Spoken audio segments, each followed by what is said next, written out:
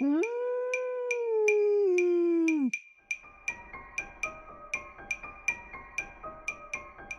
Êtes-vous prêt à voyager des frontières de vos peurs aux limites de vos rêves, à rencontrer des mythes et des légendes, des diables et des anges, à vous laisser conduire sur les chemins de l'étrange?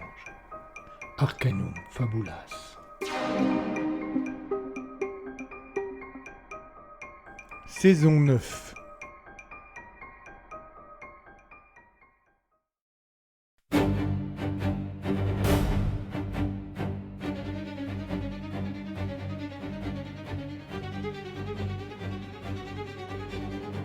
« 1943. Dans une petite ville de l'Est de la France, une jeune fille assiste à l'assassinat de sa mère. La police conclut à un suicide, mais l'inspecteur Victor Malusier n'y croit pas. Et pour prouver qu'il a raison, il devra affronter l'histoire.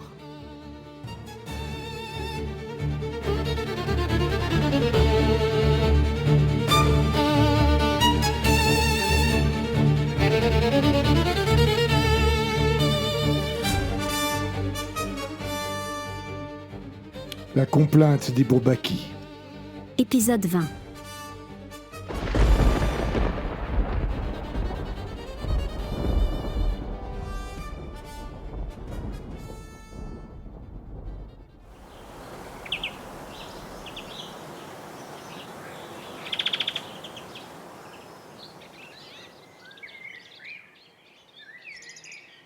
Nerveusement, Malusier regarda sa montre. 5 minutes tout au plus s'étaient écoulées depuis qu'il avait fait ce geste la dernière fois. L'après-midi semblait vouloir narguer le policier en refusant obstinément de se terminer, sachant pertinemment que la soirée était capitale. Même la présence d'Élise, qui jouait près de lui dans le parc de l'hôpital, ne parvenait pas à retenir son attention. La petite fille remarqua l'embarras de son protecteur. Elle le regardait fixement depuis quelques minutes déjà, et il ne l'avait pas remarqué. D'ordinaire, lorsqu'elle adoptait une telle attitude, il s'empressait de la prendre dans ses bras, de lui parler, de s'enquérir de ce qui la tracassait. Isolée dans son monde depuis des mois sans parvenir à en sortir, ses attentions étaient pour elle d'un réconfort incroyable.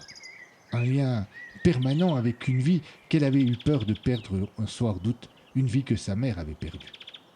Une larme coula sur sa joue droite. Elle posa le bâton avec lequel elle était en train de jouer, se leva d'un bond et se précipita dans les bras de Victor. Ce dernier fut si surpris par cette attitude qu'il manqua de perdre l'équilibre et de se cogner le crâne sur le dossier du banc où il était assis. Élise serra aussi fort qu'elle le put, tout en blottissant sa petite tête contre sa large épaule. Revenant au présent et oubliant un peu le rendez-vous qu'il avait le soir même avec Verdun, Malusier serra à son tour l'enfant et déposa un baiser sur son front. Élise ferma les yeux, ouvrit la bouche et pour la première fois depuis 1 an, elle parla. Ma maman aussi, elle était inquiète le soir où le méchant monsieur lui a demandé de chanter. Victor sursauta. Il écarta la petite fille afin de la regarder comme s'il voulait s'assurer que c'était bien Élise qu'il serrait dans ses bras et pas une autre enfant qui aurait pris sa place. Le premier instant de surprise passé, il prit le parti de faire comme si tout était normal et voulut s'assurer qu'il n'avait pas rêvé. Il chercha quelques instants ses mots. Quel monsieur, ma chérie? La fillette leva un regard triste sur le policier. Ses 2 yeux se mouillèrent. Elle remit sa tête sur l'épaule rassurante de Victor.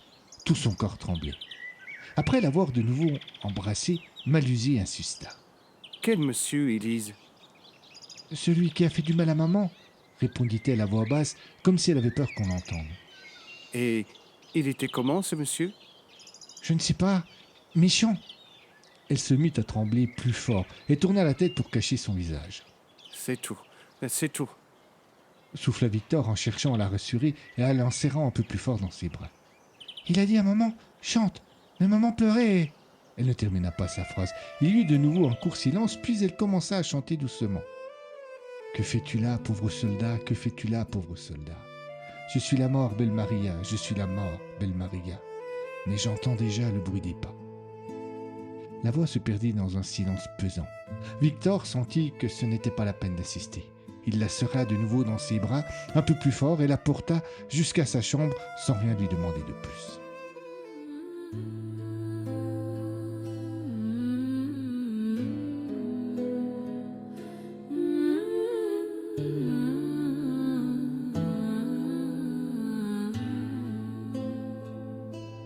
Que fais-tu là, pauvre soldat? Que fais-tu là, pauvre soldat?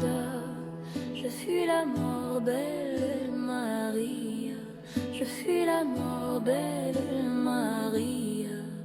Mais j'entends déjà le bruit des pas. Et les Prussiens, j'en suis certaine, seront ici avant demain. Laissez passer, belle Marie, laissez passer, belle Marie. Tous les orages et mon trépas, je serai là, pauvre soldat, je serai là tout près de toi. En pleine journée, lorsque le soleil brillait, l'endroit, avec ses murs gris, son étrange odeur inqualifiable et son mobilier spartiate, était déjà lugubre. Mais quand le soir arrivait, que l'obscurité pénétrait les lieux comme si elle rentrait chez elle, il devenait carrément déprimant. Pourtant, Friedrich Juncker ne se déplaisait pas dans cette caserne. Oh certes, il eût préféré être chez lui près de sa famille, mais il était bien contraint de faire contre mauvaise fortune bon cœur. De plus, il savait que tout cela n'aurait qu'un temps, et que la petite fortune que ses trafics lui avaient permis d'accumuler rendrait le retour au pays encore plus doux. Enfin, cela c'est ce qu'il pensait jusqu'à il y a quelques jours, jusqu'à ce qu'il pressente qu'on le soupçonnait, qu'on l'épiait, qu'on se méfiait de lui. La discussion qu'il avait eue avec Albert l'après-midi ne faisait que renforcer ses craintes d'être découvert. Il enleva ses chaussures et se laissa tomber sur le lit. À côté de lui, 3 de ses camarades de chambrée, assis autour d'une table, discutaient. L'un d'eux l'invita à se joindre à eux, mais Friedrich refusa, prétextant un insupportable mal de tête. Il ferma les yeux et put plonger tranquillement dans ses pensées.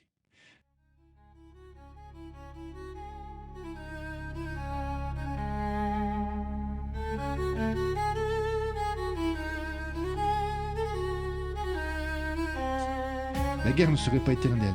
Mieux, elle serait sans doute finie avant 3 ans, et sans doute pas en faveur de l'Allemagne. 3 ans. 3 ans, répéta-t-il à haute voix sans s'en rendre compte. Pardon demanda un de ses collègues en se retournant. Rien, répondit Friedrich en ouvrant les yeux. Je pensais juste à haute voix. L'autre soldat se tourna vers ses camarades et fit une plaisanterie que Juncker n'entendit pas. Tous rirent et lui replongea dans ses pensées. Non, la guerre va finir. Cela serait trop con de tomber maintenant. Et il faudrait que je me mette à l'abri. Déserter, c'est m'accuser. Pire, me condamner définitivement. Surtout si, par d'incroyables circonstances, l'Allemagne venait à remporter la victoire. Rester, c'est prendre le risque d'être démasqué, arrêté, jugé et condamné à mort. Bon sang, mais qu'est-ce que je dois faire ?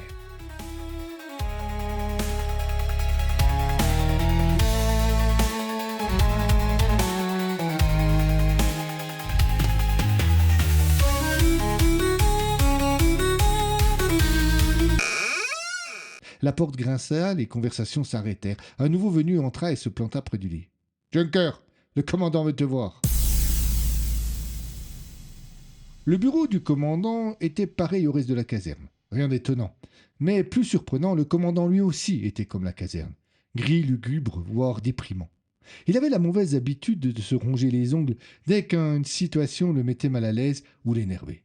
Et ce jour-là, Juncker remarqua dès son arrivée qu'il en était presque à manger ses doigts. « Ah, Juncker, j'ai une demande de la commandanture à votre sujet. Je m'aperçois que je n'ai pas les éléments de réponse. » Il fouilla un peu le premier tiroir de son bureau et en sortit un document dont Friedrich ne vit que la croix gammée de l'entête. Il s'ensuivit un long silence. Le commandant avait rajusté ses lunettes sur son nez et lisait rapidement à la recherche des informations. « Voilà, finit-il par dire. Cela concerne votre permission en avril dernier. Je n'ai pas eu de précision de l'endroit où vous l'avez passé et vous n'avez pas rempli tous les documents. » Le cœur de Juncker se serra. Pourquoi d'un seul coup la commandanture s'intéressait-elle à une permission qui remontait à plusieurs mois ? Décidément, quelque chose d'anormal se tramait autour de sa personne.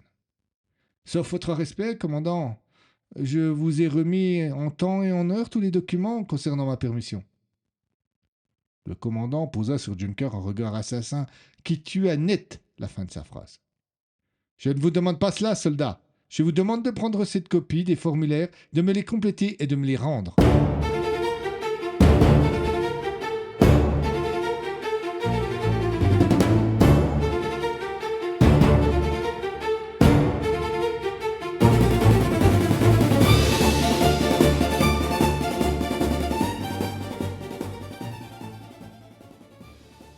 Vous aimez vivre dangereusement, inspecteur ? Malusier fit volte-face. Au creux d'un recoin que la lune n'éclairait pas, il vit quelque chose bouger. Pas spécialement. répondit Victor en plissant les yeux pour chercher à deviner les traits de son interlocuteur. Menacer une femme, me forcer la main pour vous rencontrer. Verdun se dévoila, sortant enfin de la pénombre. Et tout cela, après m'avoir mis votre poing sur la figure. On va dire que vous aviez un peu commencé. Le résistant eut un sourire que Victor ne put pas voir, mais qu'il devina. Il s'approcha un peu du policier. « Bien. Vous avez voulu me voir, me voilà. J'ai besoin de votre aide pour élucider les crimes de Lucie Ramirez et de Mireille Vautier. Le meurtrier de Lucie a déjà été arrêté, mais son complice court encore, et je pense savoir de qui il s'agit. Je vous arrête tout de suite. Je suis comme vous épris de justice, mais avec l'approche des Alliés, mon groupe et moi avons d'autres préoccupations. Il sera bien temps après la libération de s'attaquer à ces choses-là. » Non, il sera trop tard. Le complice est un SS. Vernin avait déjà tourné les talons pour regagner la forêt. Il s'arrêta sans se retourner et demanda. « Greifendemmler ? Non? Alors, cela ne m'intéresse pas. Si cela avait été ce salaud, je vous aurais aidé personnellement pour lui faire payer les meurtres de Saint-Nopin. Puisque c'est un autre, il attendra. » Le résistant reprit sa marche et Victor courut jusqu'à lui pour le retenir par le bras et le forcer à se retourner. Vous me deviez bien cela, non? Cela ne prendra qu'un jour ou deux et je saurai la vérité. « Lâchez-moi !» exigea Verdun en faisant un geste de l'épaule pour se libérer. « Je ne vous dois absolument rien. » Paul Crowe est mort, assassiné par Greifendemmler. Arrêter Junker et l'interroger est maintenant la seule façon que j'ai de tout comprendre. Je dois à cela à la fille de Lucie. Le regard de Verdun changea, son visage marqua une surprise, puis une inquiétude. Il ne répondit pas de suite, comme s'il réfléchissait. « Qui est Paul Crowe ?» demanda-t-il. Le meurtrier de Lucie Ramirez est sans doute celui de Mireille Vautier aussi, bien que là, il a dû agir avec la complicité de Junker. « Et qu'est-ce qui vous fait dire que Crowe est mort ?» Il a été arrêté chez sa mère, où il se planquait pour échapper au stéo, et c'est Greifendemmler qui l'a abattu. Verdun était devenu d'une blancheur cadavérique. Il s'assit sur un tronc d'arbre qui se trouvait là et prit la tête dans ses mains. Malusier n'osa intervenir. « Donnez-moi plus de détails sur cette affaire » demanda le résistant, et le policier s'exécuta. Au fur et à mesure du récit, Verdun se montrait curieux, tendu, en colère ou abattu. Malusier sentait bien que quelque chose avait changé dans son attitude, mais il ne savait pas pourquoi. Il était simplement convaincu que c'était bon pour lui. Quand il eut terminé, le résistant se leva. « Et que voulez-vous faire ?»« Il faut que vous enleviez Junker pour que je puisse interroger. » Rien que cela. Non, cela risque d'être difficile. Il est surveillé par la police et peut-être par la Gestapo. Verdun fit un pas dans un sens, puis dans l'autre. Il se frotta le manteau, regarda Victor comme s'il voulait le sonder. Puis recommença le même manège une seconde fois. « Bien. Nous allons vous aider. Laissez-moi juste une petite semaine. »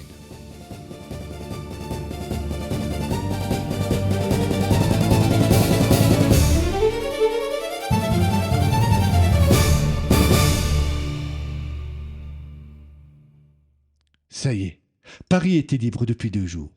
Le 25 août, en milieu d'après-midi, les occupants avaient capitulé devant Leclerc et sa fameuse 2e DB. La première armée s'approchait et les interventions de la résistance redoublaient. Les Allemands étaient de plus en plus nerveux. Rafles, contrôles renforcés, incidents à répétition, le climat était lourd. Victor Malisier avait donc dû être très prudent en quittant la ville pour gagner les bois situés sur la montagne du Larmont. À moult reprises, il s'était assuré de ne pas être repéré. Il avait fait des détours et même souri à un soldat qui le regardait suspicieux. En s'arrêtant contre un grand sapin pour se reposer un peu, il se rendit compte qu'il tremblait. La veille, rue Collin, il avait assisté à l'arrestation d'un homme qui, en voyant les Allemands bloquer les lieux, avait tenté de se débarrasser d'une arme et d'un brassard FFI. Plusieurs personnes avaient été arrêtées en même temps, tous des ouvriers qui se rendaient à leur travail. Victor n'avait dû son salut qu'à un réflexe. Il était entré dans un immeuble avant qu'on ne s'intéresse à lui. Il savait que personne n'était en sécurité. Pourquoi prendre tant de risques alors? Pourquoi venir ici au rendez-vous que lui avait fixé Verdun? Pour Junker. Il voulait Junker. Il savait, par gendre, que son arrestation était imminente. Si la résistance n'intervenait pas, il perdrait toute chance de lui mettre le grappin dessus. « Salut, Malusier !» lança le résistant en sortant du talus. Victor sursauta, mais reprit vite sa prestance. « Verdun !»« Qu'est-ce que tu veux ?» L'ex-policier ne laissa rien paraître, mais il fut surpris par l'attitude du résistant plus familier qu'à l'accoutumée. Ce dernier le tutoyait, chose qu'il n'avait jamais faite jusque-là. Dans sa posture, dans ses gestes, il semblait avoir effacé toute distance avec Victor, qui décida d'avoir la même démarche. C'est au sujet de Juncker. Tu m'avais dit de te laisser une semaine. C'est passé largement. Ah ouais. Verdun eut un geste nerveux des mains. Il baissa la tête, regarda ses pieds comme s'il voulait s'assurer que ses chaussures étaient bien serrées. Je t'avais dit, c'est vrai. Le résistant marqua une pause, soupira un grand coup et sans poser son regard sur Malaisie enchaîna. Tu es au courant qu'il y a une guerre qui se déroule dans le coin? Victor ne répondit pas. Il toisa son interlocuteur qui, pas le moins du monde impressionné, soutint son regard. Cela veut dire que tu ne mèneras pas? Je sais, je t'avais dit, mais les événements se précipitent. J'avais déjà quelques réserves et aujourd'hui j'ai vraiment d'autres priorités. De plus, les Boches et les Cosaques sont partout. Hier encore, ils ont arrêté un des nôtres en ville. De ton réseau? Non, mais on doit redoubler de prudence et on a d'autres priorités. Malhusier réalisa d'un seul coup pourquoi Verdun avait eu ce changement d'attitude. La pression sur lui et son équipe devait être terrible. Il réalisa que ce qu'il avait interprété comme de la proximité était en fait de la nervosité. Une idée folle lui traversa l'esprit. Il ne prit pas le temps de réfléchir. Tu vas le libérer, n'est-ce pas? Ou préparer un coup? Verdun ne cacha pas sa surprise. Il ne pensait pas avoir été aussi transparent. Il s'assit doucement sur une souche d'arbre. Peut-être, mais tu n'as pas le savoir. Je vais en être. Pardon? Je vais en être. J'ai besoin de renouer un peu avec l'action. Sinon, je vais devenir fou. Un résistant de la dernière heure? Ricana le combattant. Si tu veux. Répondit le policier. Mais j'ai ma conscience pour moi. Et si je n'ai pas combattu à vos côtés, j'ai combattu à ma façon. En étant flic pour le maréchal? Comme Jean-Claude Robe. Verdun leva un regard assassin sur Victor et sans bouger une seule autre partie de son corps asséna. Il était plus actif que toi. Bien. T'es là pour m'attribuer la médaille du mérite? Je croyais que vous aviez besoin d'aide. Je t'en propose. Ce que le résistant ne disait pas, c'est qu'il connaissait parfaitement la valeur de Malhusier pour en avoir parlé longuement avec Rob. Il ne s'attendait pas à ce que Victor propose son aide, mais en fait, c'était plutôt une bonne nouvelle. S'il ne voulait pas gâcher, il devait surtout pas pousser son petit jeu de provocation trop loin. D'accord. Tu viens avec moi. L'ex-inspecteur fut soulagé. Il n'abandonnait pas sa propre quête, mais il espérait qu'en prouvant sa valeur, il obtiendrait plus facilement l'aide dont il avait besoin. Et puis, il avait la certitude de s'engager dans le combat juste.